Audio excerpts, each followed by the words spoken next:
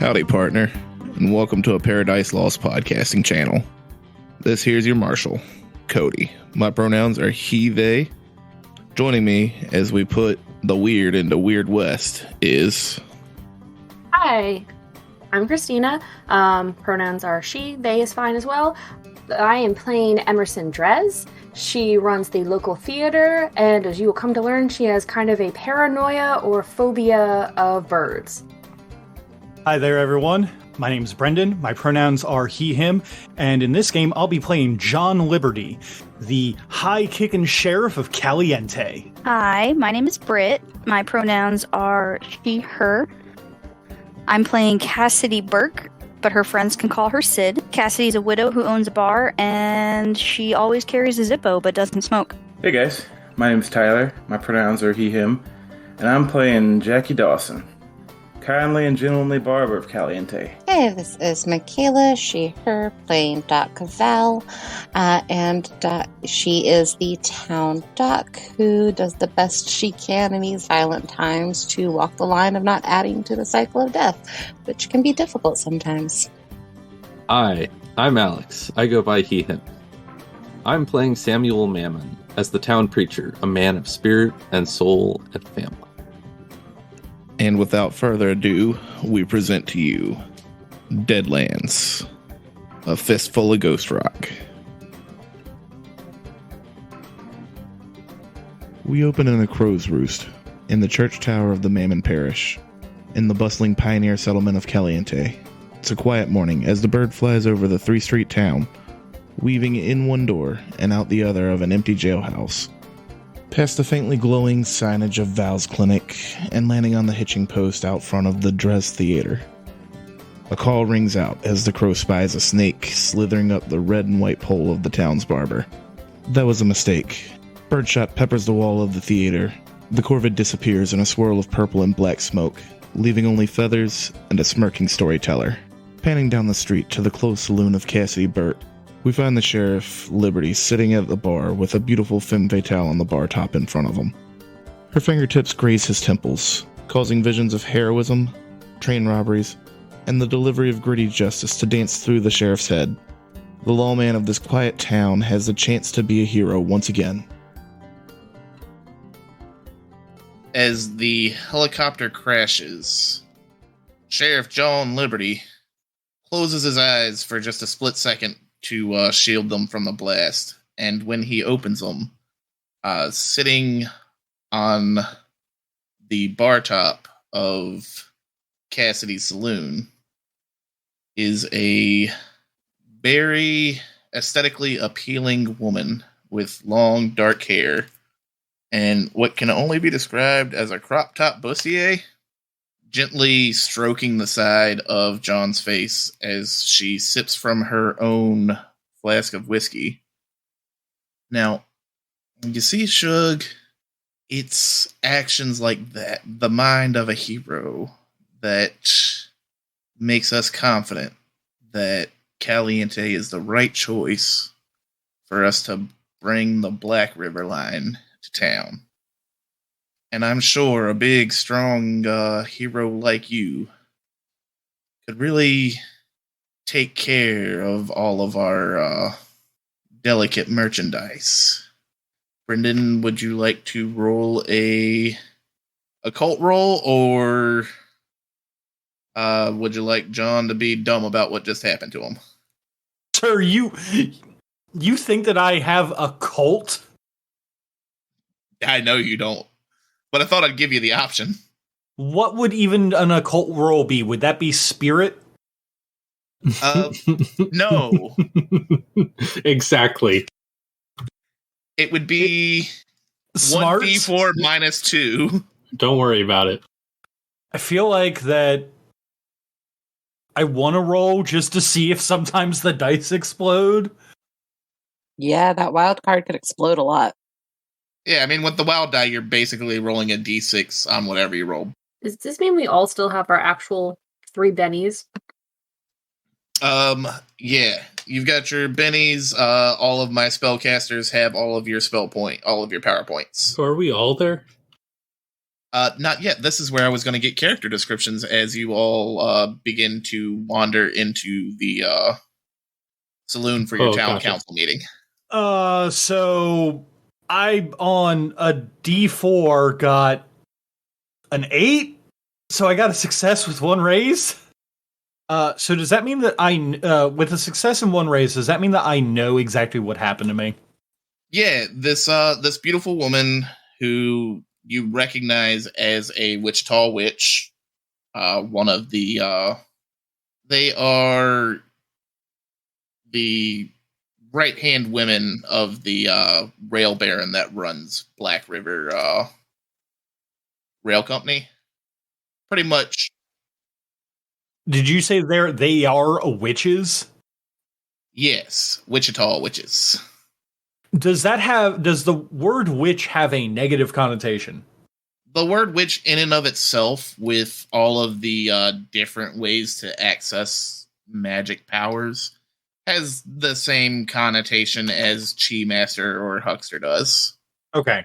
Like, it's not inherently negative. There are rumors of the Wichita witches being, like, powerful magic users and doing some not so upstanding things, but none of the rail barons, no one involved in the rail wars do upstanding things because railroads are the worst. And I'm realizing now that she has put a spell on me. Correct. She has essentially cast an illusion, showing you what you wanted to see. AKA, you asked for a train heist.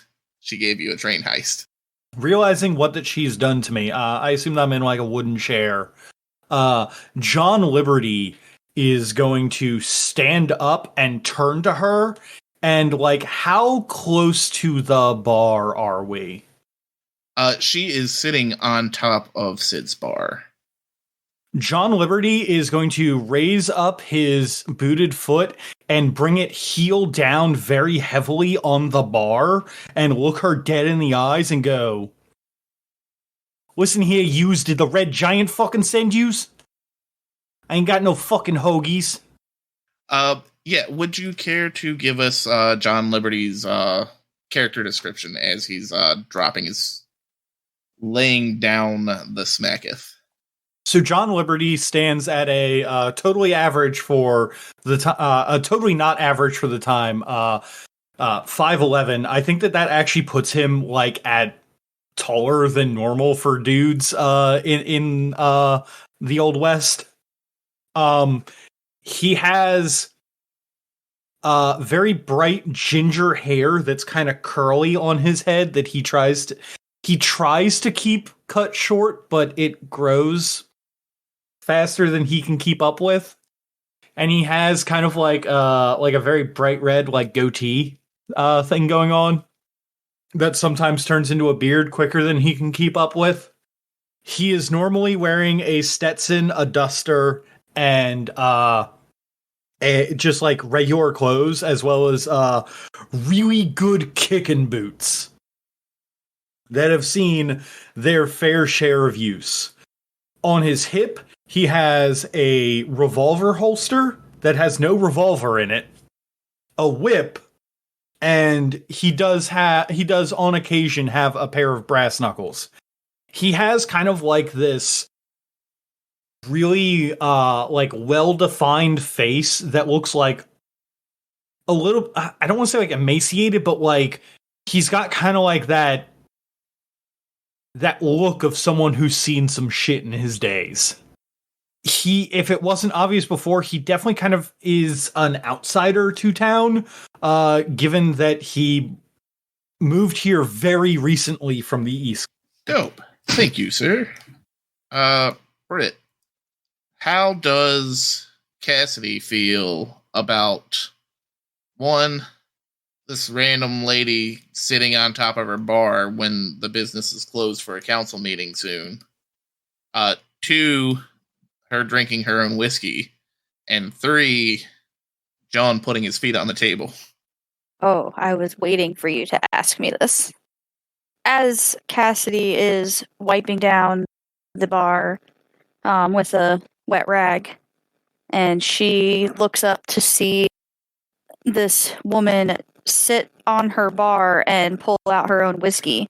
She will take the rag, twist it up, and do a whip snap of it, just like she would with her own whip, right at her backside to get her off the bar. After she hopefully gets her to, like, hop off, she'll just kind of put her hands on her hips and, like, furrow her brow. Do you sit on your mama's tables? That is disrespectful. And then as with John's boot up on the bar, she does like a swift like punch or push of her hand off on it, turns in his direction. And who said you can put your feet up on my bar? Can you also give us a quick description of what Cassidy looks like? Cassidy is 5'9", about 200 pounds, woman. Her skin is tan and covered in freckles.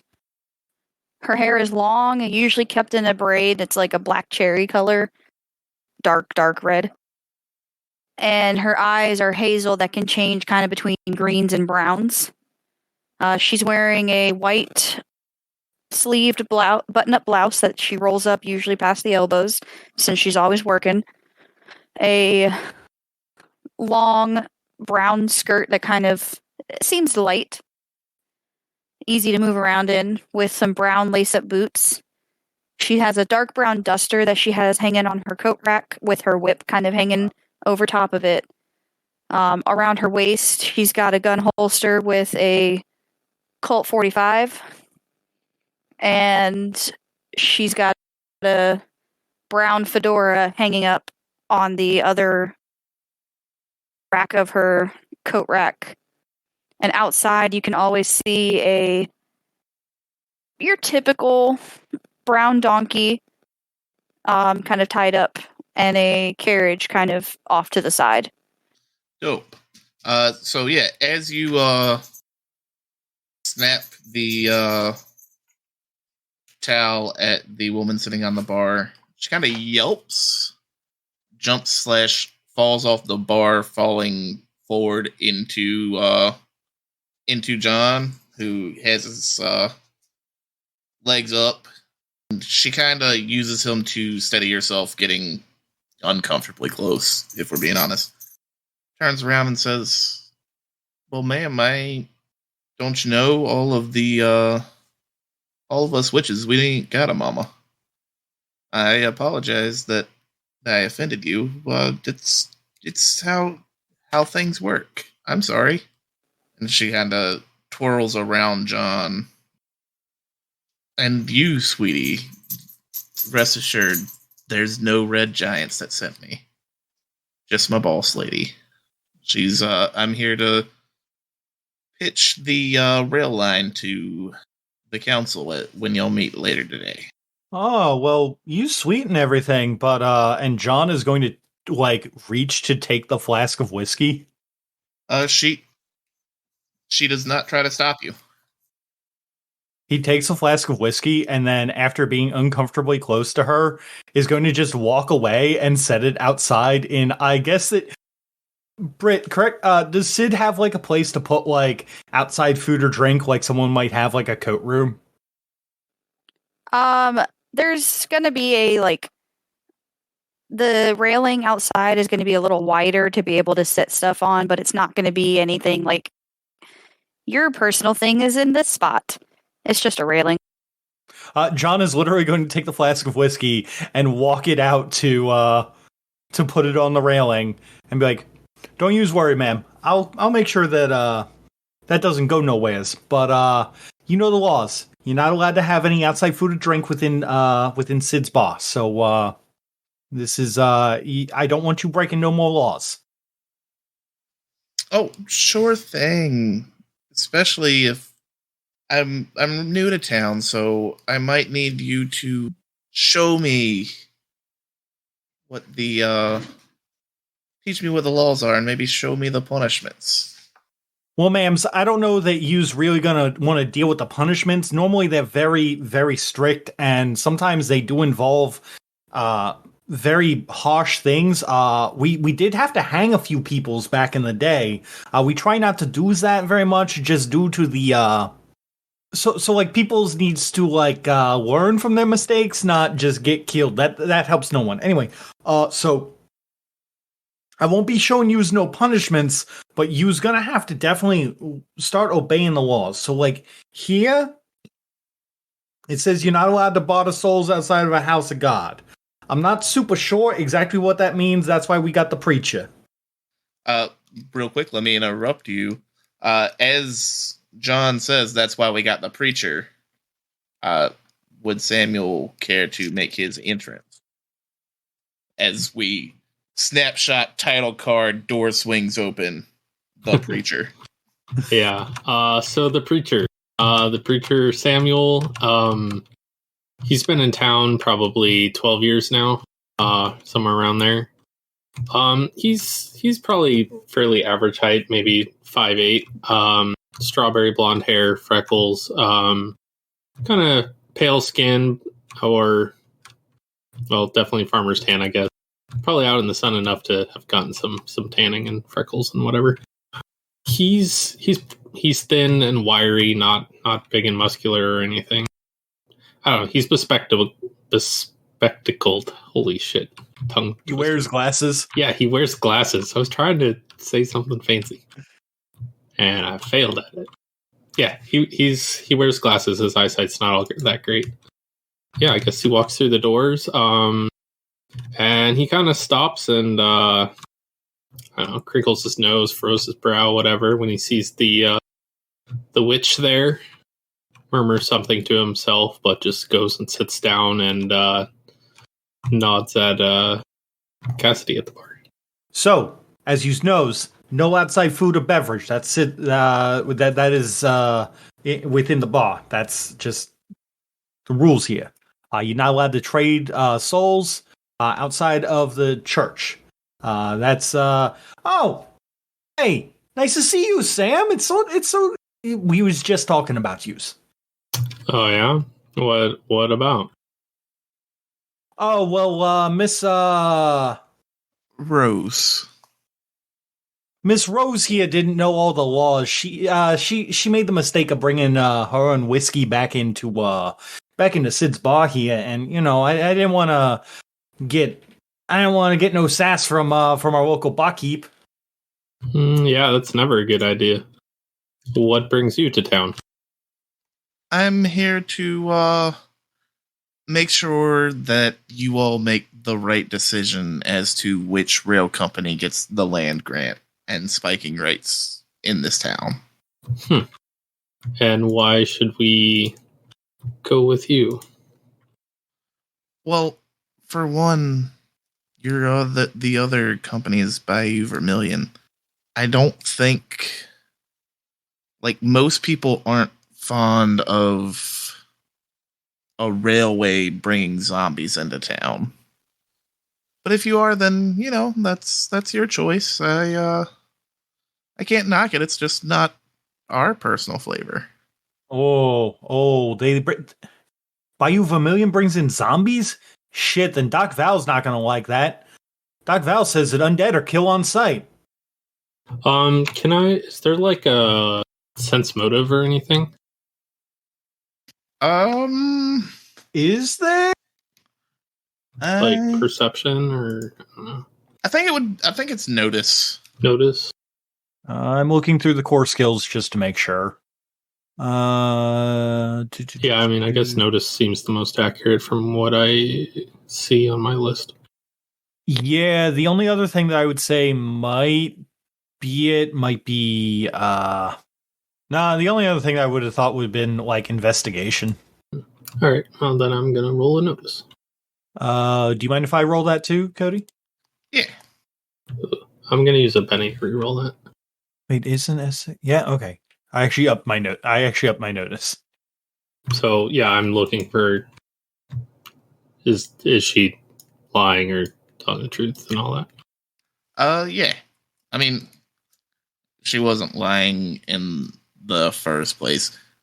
You notice that, like, a small chick that she might not be sure that Biovermilion brings zombies. That's the rumor.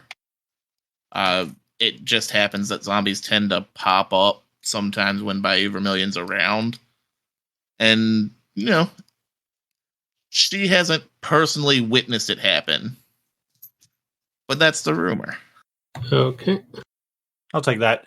And then, like I said, I do the, that's going to be a problem. Doc Val says that undead are kill on sight. And then swipe title card. Doc Val. So at her title card, you hear a horse whinnying as it walks up. Rider gets off and bounds the reins up to the post outside.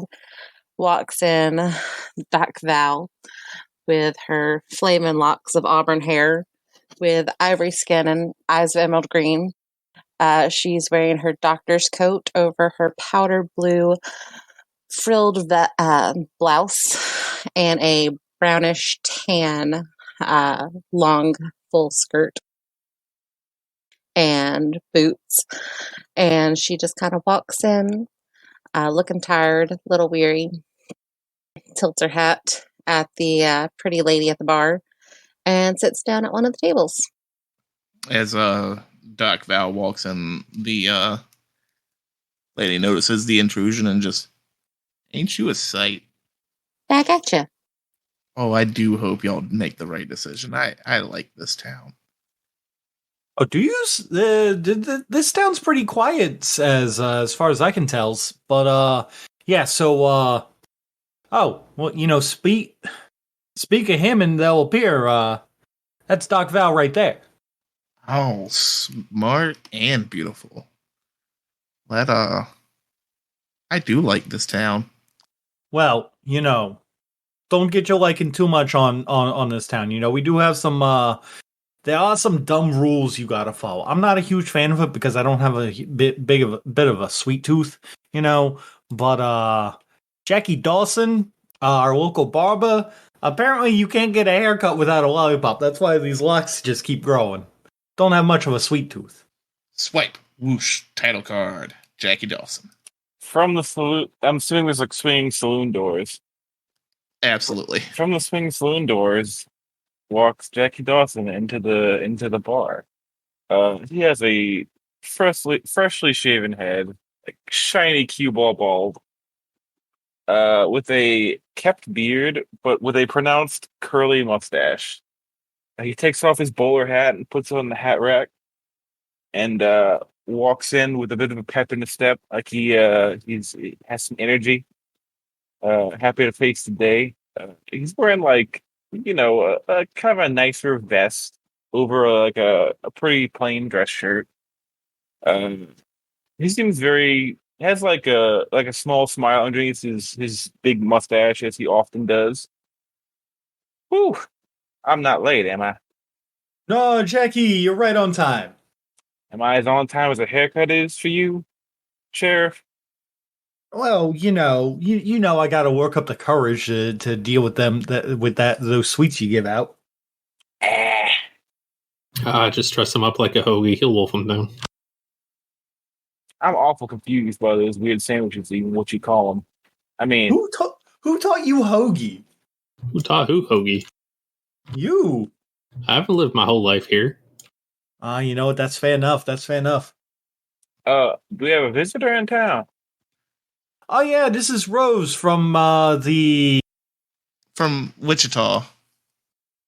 From Wichita, talking about the that railroads. She was just showing me one of them films that kind of like what Emerson runs. You know what I have to ask, Rose? Did I talk when I was watching that? You mumbled a little bit. Something about. Oh shit! Don't tell me that. You're not allowed to tell Emerson that. See, there's no talking in the theater. As if on cue, you hear a gunshot outside. Jesus Christ! And Emerson walks in. John, I told you to get rid of those fucking birds. You know they're going to be the death of us. I swear. If they're not all gone, I'm going to start shooting them. Because they're going to kill us. You know it. Emerson, I can't get rid of them birds. Birds just show up. Birds are everywhere. I wish they wouldn't be. They're going to start picking up babies and then carrying them off to their nests. Like, I've seen it happen before. So Emerson has short, sun-bleached blonde hair that's usually pulled back under a Stetson. Average build, about 5'6", fairly tan skin. She looks like she spent some time out in the sun. Freckles on her nose and cheeks. She has very bright green eyes. Worn duster and boots, lots of dirt and scuffs on them, and a very well-loved, well-worn backpack as well that's pretty stuffed. Otherwise, she's wearing just kind of a simple shirt and pants. That they look cleaner than the rest of her stuff. It's a little bit more put together underneath everything. And, you know, as she's walking in, she's putting her Derringer back into the holster. And she kind of like massages her hands a little bit. You notice she's got brass knuckles on there and some brass knuckles on both of her hands. And some scars as well. They look to be pretty old. Could be decades old as far as you know. Nobody really knows how old she is. You can't really tell by looking at her.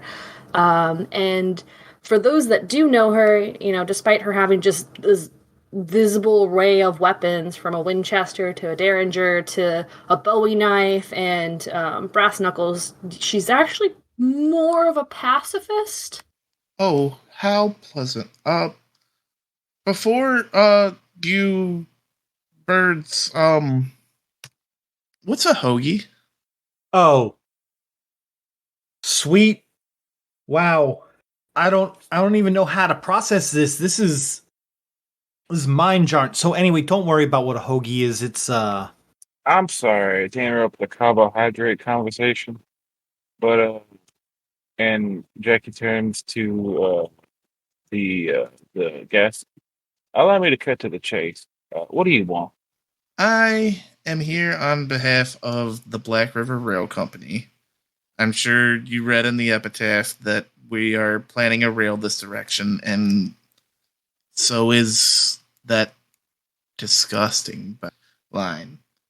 I'm just here to make sure that the town council makes the proper decision.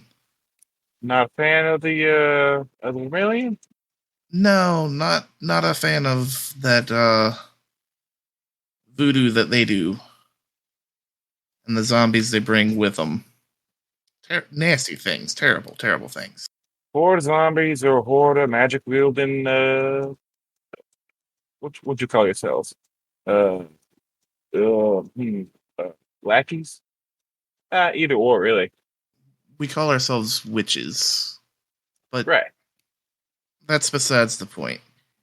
We only come through to negotiate, and then outside of the occasional trip back to peruse the merchandise, she says, looking directly between John and Valerie, we'll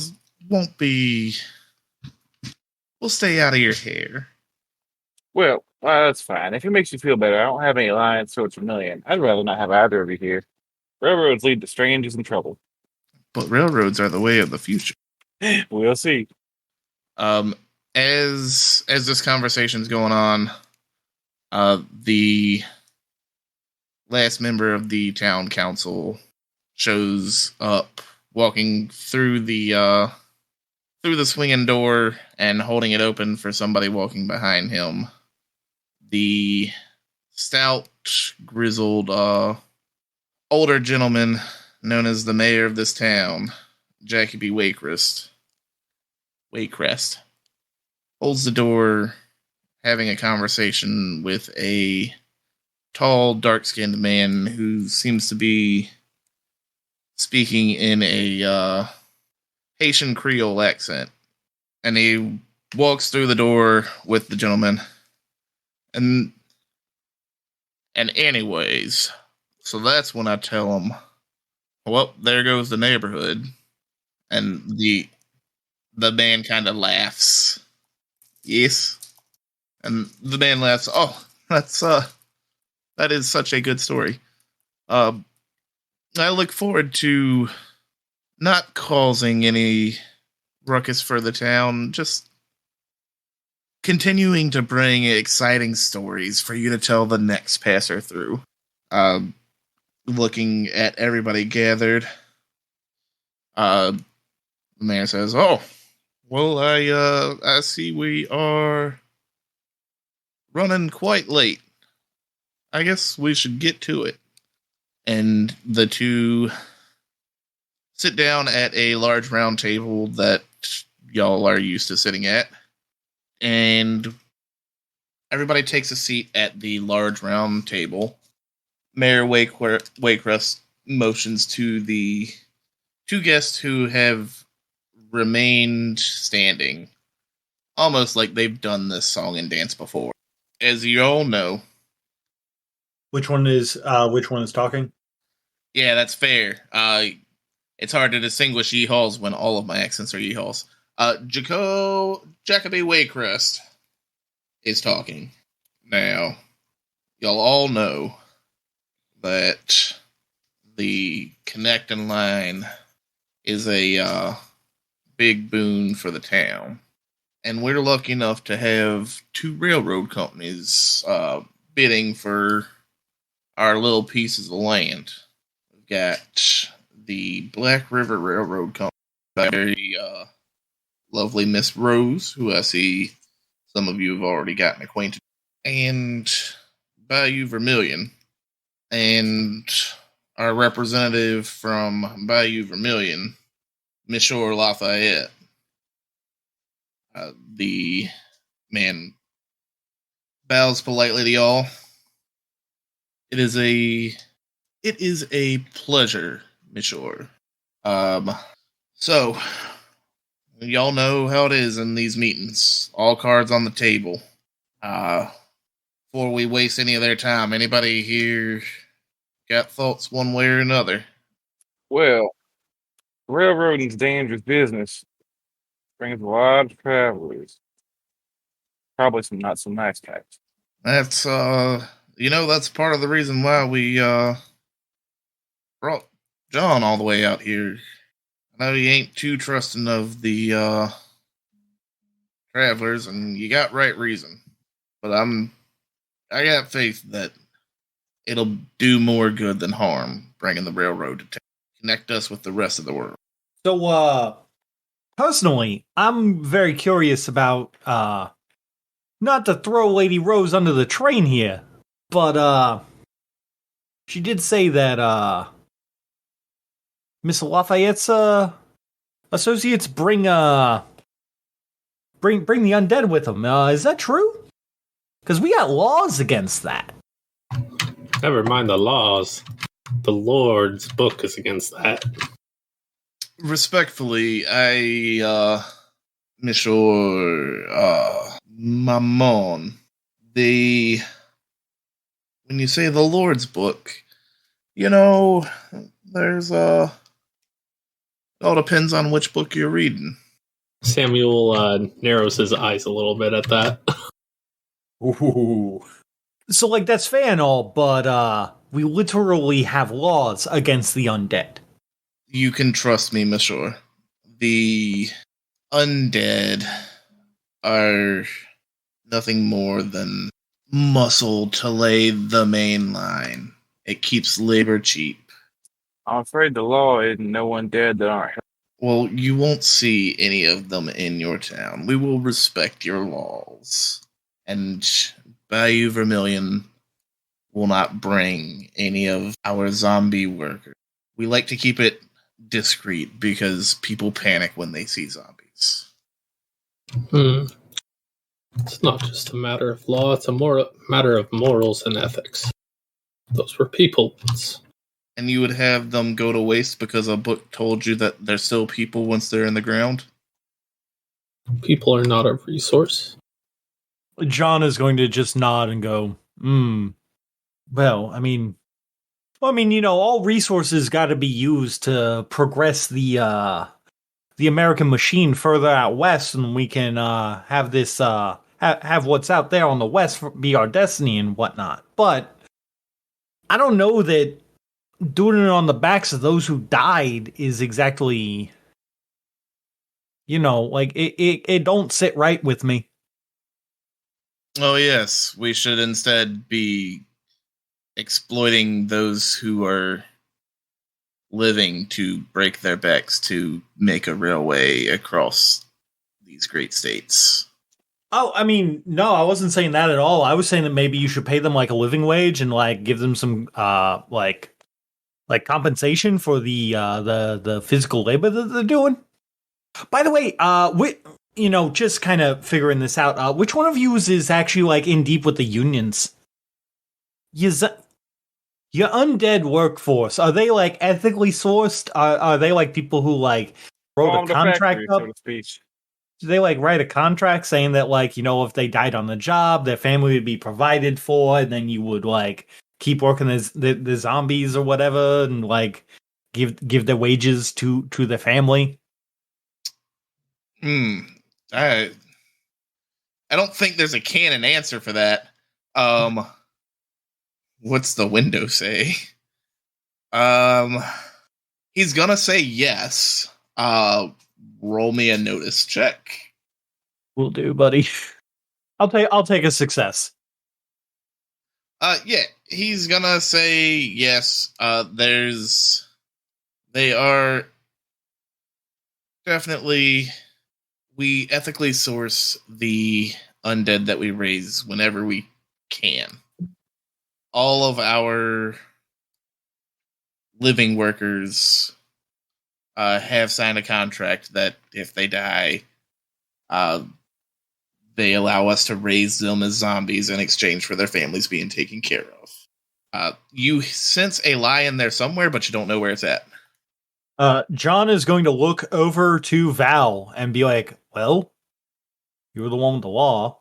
Like kind of give Val that look of, you're the one with the law. How do you feel about this? Hey, Brendan. Yeah. Didn't you just lie to a lawman? Oh my god, you said... Get to kicking, son. I believe the punishment for that is a swift kick to the jaw. You said I sense a lie in there? Yeah, you know he lied about something, but you don't know what he lied about. But you know you lie. You gonna call him on it? It's the law. Hey, yo, Mayor Waycrest, did you tell Lafayette what our laws was? Because this fool about to owe me a hoagie. You are a strange one, John. But did you tell him? Yes, he is up to date on all of our laws. That's why he came prepared to let you all know that the undead wouldn't make it into the town. That is fantastic. I certainly do appreciate you, Mayor Waycrest. And John is going to walk towards Monsieur Lafayette with like a hand outstretched, and like is going to look over at, like, as he's doing this, and look over at Doc Val and be like, so he's going to look while he's doing this, he's going to look over at Doc Val and like look for like the reaction of like, is this a cool thing? Like, are you okay with this so long as like they don't come into town? But then immediately turn to Lafayette and go, yo, you's never lied to a lawman, and like just give him like the biggest fucking roundhouse kick ever. Yeah, rolled a hit. Yeah, that because you're rolling to beat his parry, that's a hit with a raise, so add a d6 to your damage. And just like that, the representative was killed in cold blood. What's his toughness? Toughness of 4. Oh no. Oh no. Yeah, you're fighting a nerd. Alright, so how do you want to incapacitate this guy? I don't. Well, you incapped him. You don't gotta kill him, but he is down for the count. Feeling after so this is gonna sound super weird. After basically having Rose like edge his heroic nature, but not get to actually fight those chuckle fucks on the train, John is like ready to go. And instead of just giving like a swift kick to the jaw, he accidentally Hurricanranas this man into a table. Like he's like originally going for like just a quick kick, but instead like without even thinking, both of his feet like leave the table or leave the ground, and he like goes sailing and like wraps his legs around this dude's neck and just flings him. Well, shit, John, did you have to kick him that hard? Damn it, now I've got to patch him up in my off time. Great. Well, you know, sometimes I just don't know my own strength, you know? And as he goes through the table, Rose does not hide as she does a little giddy jump for joy with a quick clap. Such a strong lawman upholding the law, even if money's on the line. You have great moral fiber, Sheriff John. Y'all see how this is bullshit, right? The only such crude language, bullspit I see around here is that bit of drool coming out of Mr. Lafayette's mouth. Should we get doctor?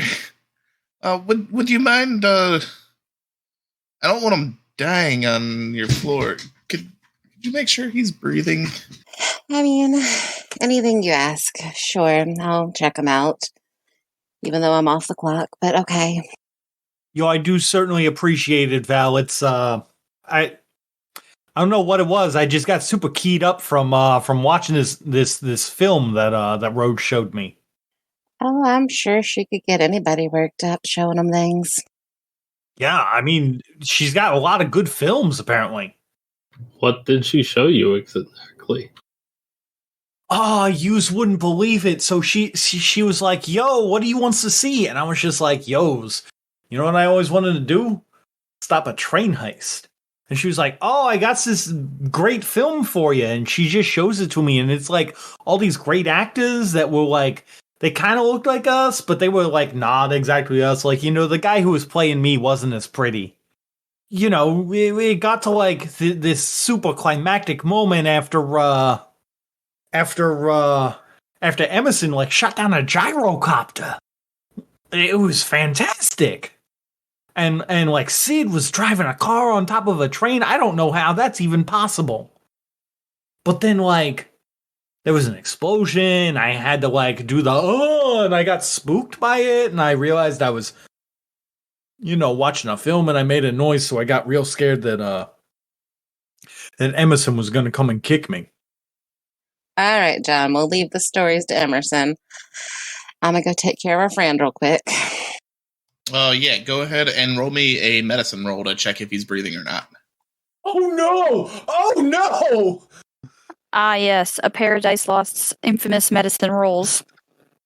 Did our lawman just murder someone in the town council? No, you can't have anyone make a medicine roll in this game. It's okay. I misspoke. It's healing. He kicked Same the thing. raw one. Well, lucky for you, he's still breathing. And it should be easy enough to fix him. Yeah, with the two raises on that, I'm gonna go ahead and say you got him stabilized too.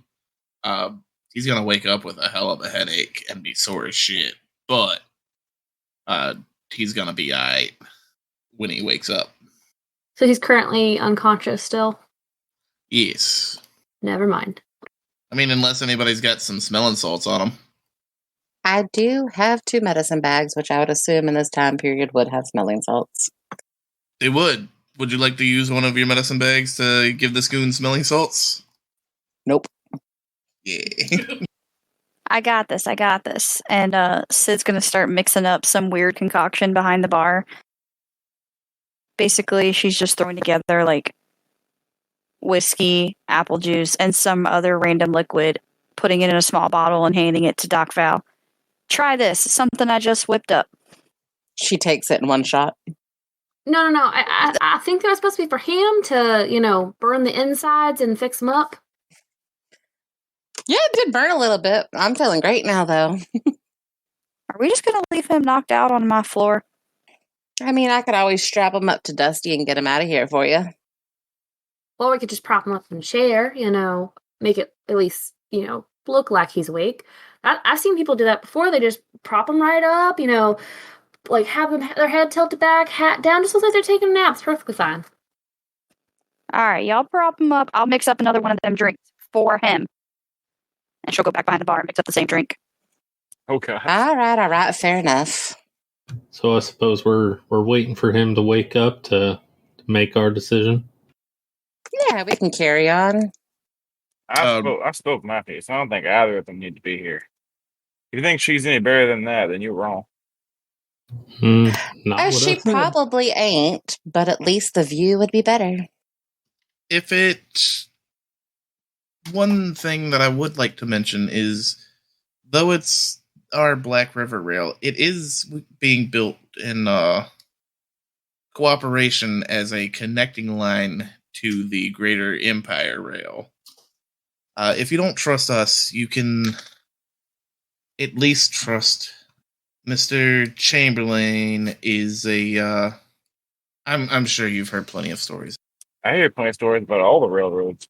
And honestly, you could be the nicest one of them, and I still wouldn't want it.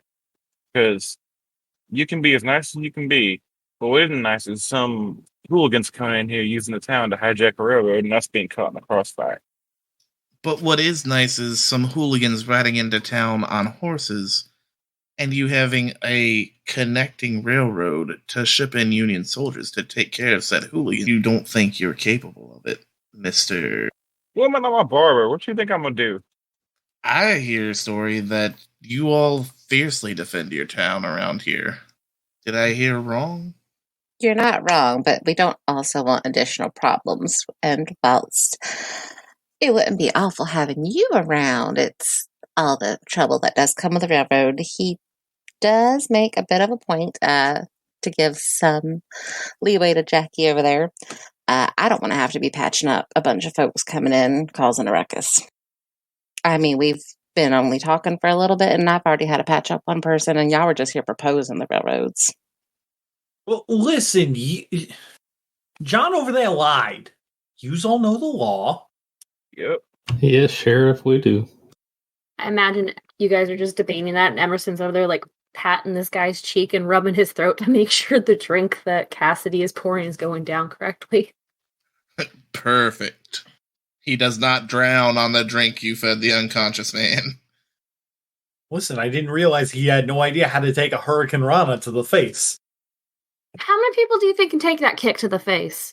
Like, I've seen some people, like, take some kicks to the throat and they get knocked back and they get up again, but, like, it still hurts. Some people just aren't used to that. I mean, in reality, it's not really a kick. It's more like my very muscular thighs swinging them by their own neck, so... Do you want somebody to take their muscular thighs and swing you by your neck and see if you can survive that? Depends on the person. If I'm being completely honest, that's always how the Red Giant said I'd die. It doesn't sound like a bad death, depending on who it is, but still. I would love to test this theory. Give, like, a look over Rosenbeck. Nah, I don't think you got the ties for it. I beg to differ, but that's a whole different story. So, we should probably wait until our unconscious pals awake so these negotiations can continue without us accidentally, siding with one person or deciding to take no for an answer on all of it.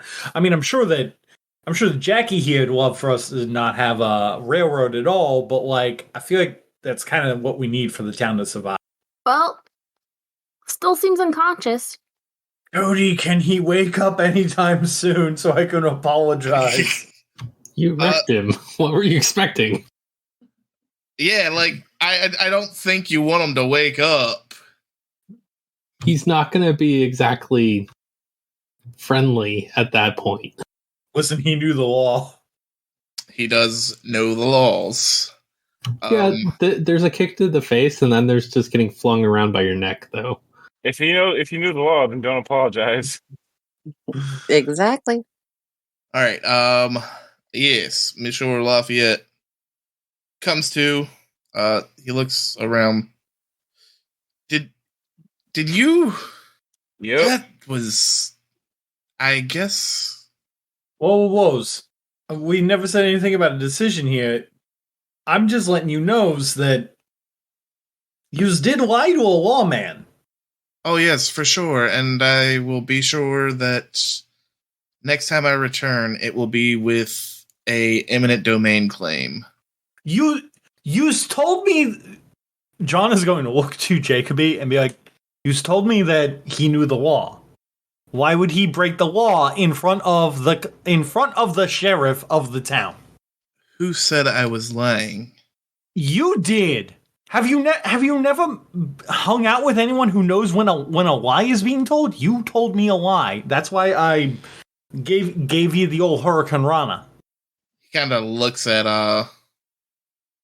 Mayor Waycrest, who just kind of shakes his head and shrugs. Like, listen here, Monsieur Lafayette. You're lucky I didn't jump off the fucking bar and give it to you like that. So, sit your ass down. We're gonna talk about this like gentlemen, and you're not gonna lie to us anymore. And then he's gonna look to Rose and be like, and if you don't want these thighs wrapped around your head, you ain't gonna lie to us anyway. I think she wouldn't mind that. crime and punishment. Is that a promise, Sheriff? Yes, if you break the law, it is a promise that you are going to get punished. Do not commit crimes in my town. John, telling her that you're going to put your thighs around her head might not really be an appropriate punishment. Oh, this town is full of so many smart and beautiful. Well, I appreciate you saying that. I assume you're talking about me. And, the rest of my ladies here. Flattery's not going to get you very far.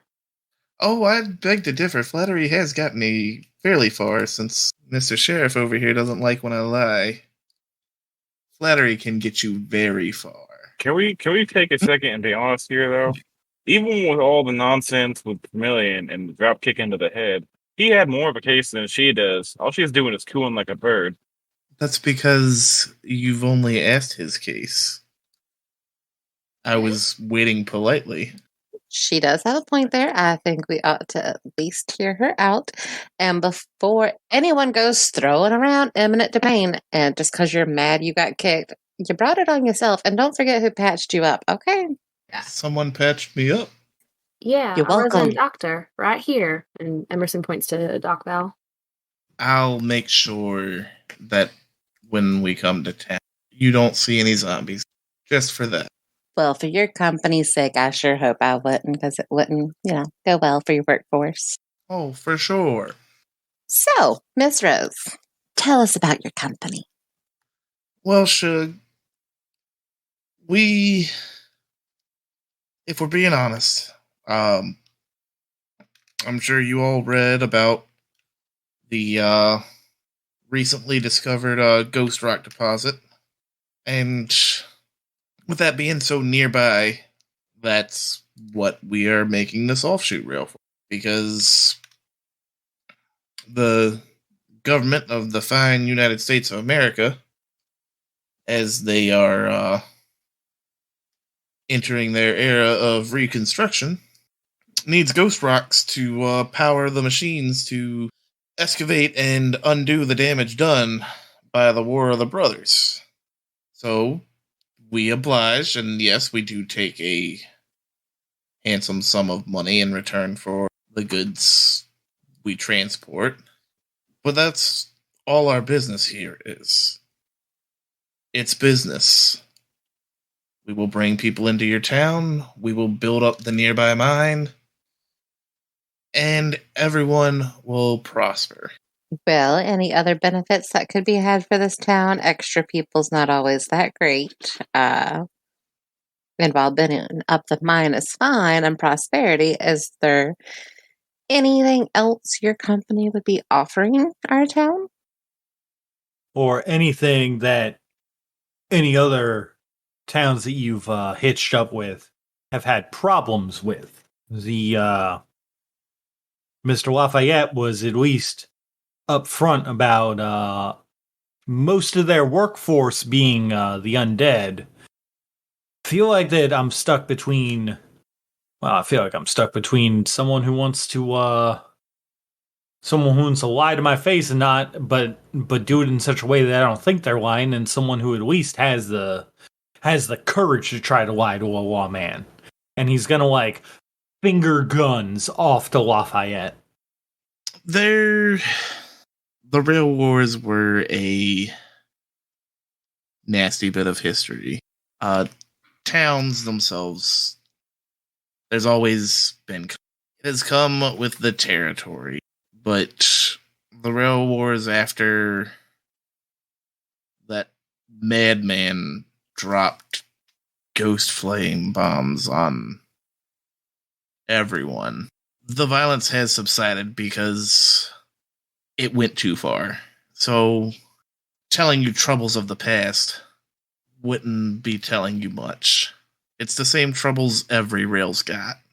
Not enough workers, you bringing into a town and promising them great success and then just leaving them in the dust because they stopped being useful when the mines dried up. So I feel like that, I don't know, like you should probably like make us a promise that you're not going to like screw us over if you're going to be the person. Because like, if I'm being real here, like I'd rather just have like caravans come in off the trail like Jackie wants. Yeah. Well, the thing is the nature of the areas you have to pass through to get a caravan through here. You are quite close to Gloom City, so I guess you could form a lucrative contract with the Mormons if you'd like. But no, not with them fuckers. That deposit of ghost rock, y'all, you were talking about, that's near us. Yeah, it's not far away at all. See, here's the issue here. Even if we tell both of them to hit that old dusty trail and don't give them a second look, some other sleazeball's gonna find out that it's around here and not be so hospitable when they come. Well, I mean, why don't we just go take it for ourselves? Okay. How many people we got in this town, you think? They're willing to go and do hard mining for all day? Sheriff, I hate to say it, but we are a small fish. We could get easily eaten by a way bigger fish come swimming on by. I mean, I'm not going to deny that I think that both of you are probably... You both are probably smarter than me, so, And all I'm saying is a gigantic horde of zombies might keep some strays away, you know. I mean, so long as they ain't in town, then those Johns don't have to worry about being a problem with the law. And you know, if they do wander in, then... you just do what you can. I'm still not a fan of the undead. It's just not right. He does have a point there. There are quite a few moral dilemmas with that. Say what you want with contracts, but we all know there's plenty of predatory things going on. All I'm trying to say is, of the two we've seen, one has been not entirely truthful, but also upfront. And the other has been using honeyed words and mudslinging. That's all I got to take. What were you saying, Doc Val? As far as past issues go with railroads, at least in our town, we can govern how people are treated and workers are treated and can at least make sure some of those things don't happen like they have in other areas, because town law is going to supersede policy of business. I mean, if we can certainly get that in writing, Well, I would think we would want everything in writing. I mean, I don't know. Sometimes you want to just have like a gentleman's contract, gentleman's agreement between. Not with a company. I will secede my my comments to those who know better than. The two liaisons kind of look to each other, and then to the mayor, and then back to each other, and then back to y'all. And they kind of give each other a nod. Say, well, I believe it's getting late. We should be making our way to our camps. If you need us, you know where to find us to speak more on the subject. I look forward to hearing from you. And Mr. Lafayette bows and goes to walk out of the bar, but kind of stumbles from his concussion. But he rights himself and gets out of the bar and... Oh, use. You gotta watch out for that CTE. I'm so sorry. Don't be apologizing. You knew the law and the consequences. Yeah, but I wasn't intending to give people CTE. He makes his way out, and then Rose looks around and kind of focuses in between the people that she's been focusing on today. Then she kind of makes her eyes glance over Jackie, and she makes a little pout. She just goes, well, I was going to offer to stay in town, but I get the feeling that I'm not necessarily welcome. So I'll be making my way to... and she's going to leave a piece of paper with longitude and latitude on it. For anybody who knows how to read maps. It's where you can find me if you'd like to know more about our plans with the... And then if nobody has anything else to say to her on her way out, she makes her way out as well. I got nothing. Don't forget your bottle on the way out. Oh, yes, don't forget your whiskey bottles on the porch over there. Just make sure that the drunks didn't take it. Well, seems like I got a little heated there. I didn't drop kick anybody into the dirt, but sorry about that. Listens, you just gotta understand, punishment has to be very swift so they don't keep doing this.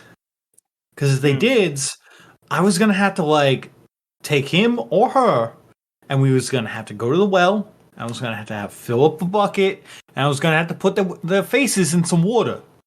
Jackie just kind of pulls out a lollipop from a pocket and blankly stares at... Yeah.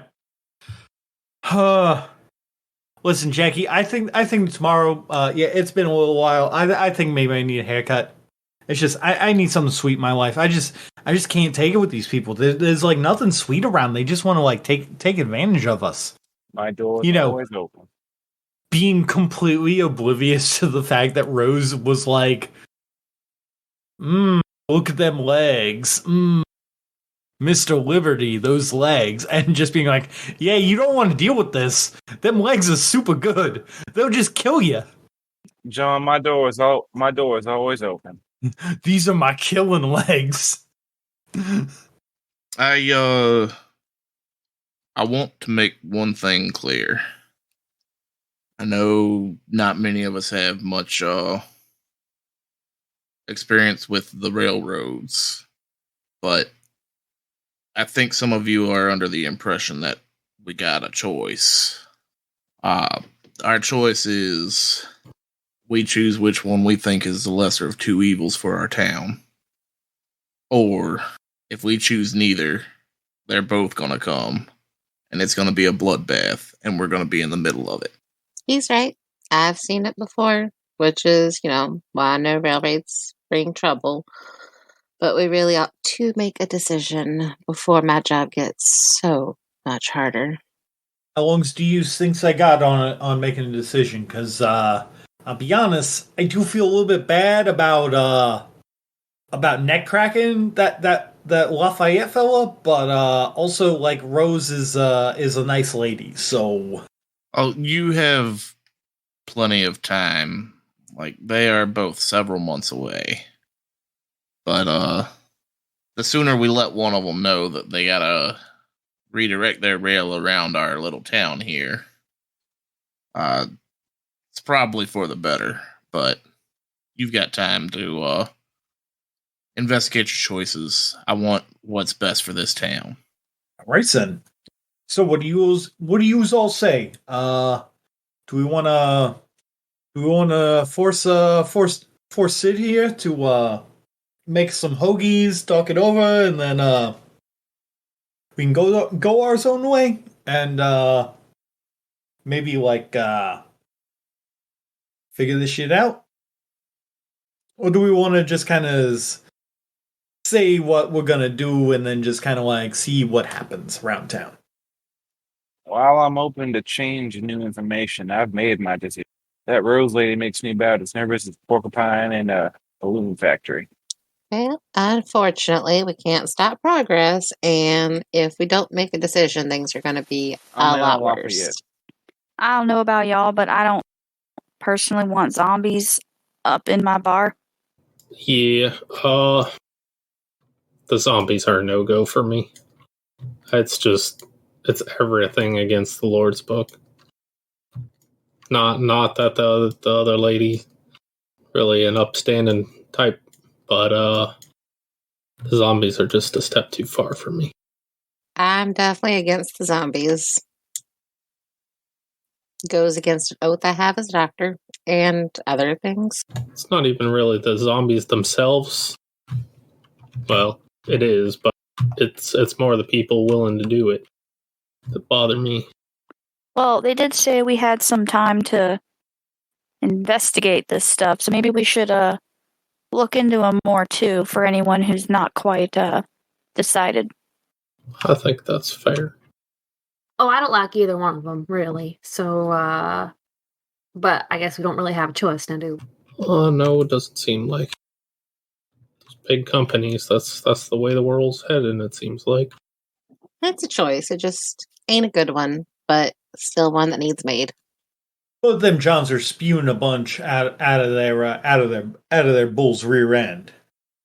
The better question is, which rear end is better for the future?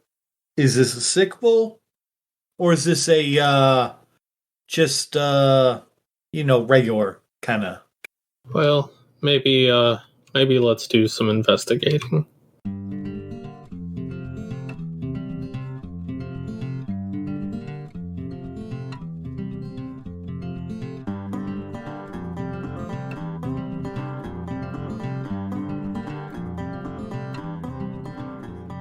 Thank you for taking the time to enjoy our show. If you liked what you heard, why not tell your friends, or hit the like button. If you loved it, or have ways we can improve, leave a comment on the episode, or a review to help us get out to more ears. I'm always looking for feedback to improve the show. Speaking of feedback, you could also send that to apairofdicelost on Twitter, or apairofdicelost@gmail.com. The theme music for this game is Born Barnstormers by Brian Boyko, used under a Creative Commons license. And finally, for making it this far, why don't you go ahead and refill all your bennies for the week?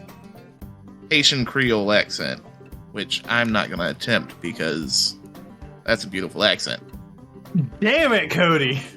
What? I was hoping you were going to try it. No, I'll make fun of the Cajun Creole all you want, boy. But Haitian Creole is a different type of Creole, and it's got the sound and speed of Cajun Creole, but the flow of speaking fucking French. Okay. Yeah. Haitian Creole is a language to be heard. And I can't do that. Oh man, I forgot his accent. It's just standard yeehaw, right? For Jacoby? Yeah. I think it was really deep yeehaw. It was like Southern Plantation yeehaw. Well, not to throw Lady Rose under the bus here, but that is not... Bus is not the right term here. Train. So out of character, Brendan goes, capitalism says otherwise. Well, yeah. But not out of character. And just like that, we're back onto the coup. What's up, YouTube? It's your boy Brendan back at it again with Eating the Rich. Cody, are there unions in this game? I believe there are. In the comic book that I shared, the Wichita Witches went to Utah specifically to break up the union that was trying to form, so it sure as shit ain't them. Oh no! Oh no! Are there zombie teamsters in this game? Yeehaw, capitalism, go! I think technically, yeah, Bayou Vermilion is the more socialist of the two. Is that what you have to do to be socialist in this setting? Is it Make socialist zombies? if your people are zombies? No, their people are taken care of because they don't have to work for the rail line. They're just provided for. Because, you just use the dead folks for it. I see. Yeah, until you start wanting to expand too fast and killing off the populace to make a workforce. Yeah, are these ethically sourced corpses? Yeah, actually, that's a good question. Yeah, so, like,